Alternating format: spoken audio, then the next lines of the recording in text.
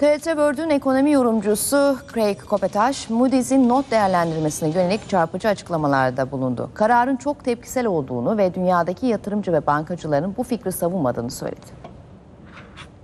This idea that it could be politically motivated, which is what Turkey's government is saying, is that something that Moody's would take into account when it's looking at a credit rating? Well, Moody's decision here, and I think it's somewhat of a knee-jerk decision, primarily because they're lumping Turkey in the same category as Guatemala, Paraguay, Morocco, and Portugal. And the Turkish economy is much stronger than those economies.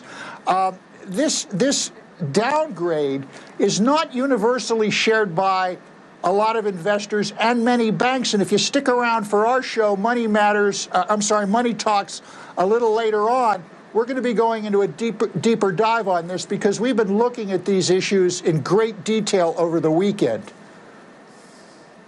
Indeed, and it is a fact that the Turkish government has taken quite a lot of steps to boost its economy and boost its growth.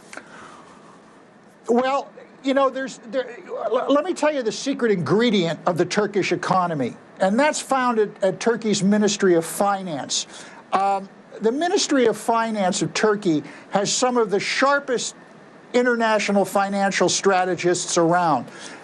These folks have worked in international markets, worked for international banks, and they do a yeoman's job of telling the market what's actually going on.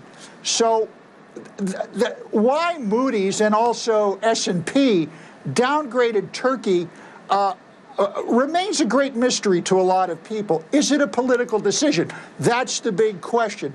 Well, of course it is, because as I said, and this is really important, the way the markets think this day and age, there's no difference between politics and economics. But I think in this instance, Moody's has it wrong.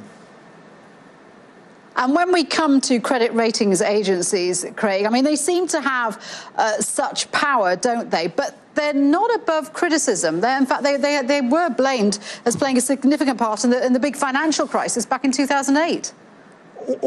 Oh, absolutely. They missed the ball on that completely. In fact, prior to the financial crisis in the U.S., they said everything was just hunky-dory.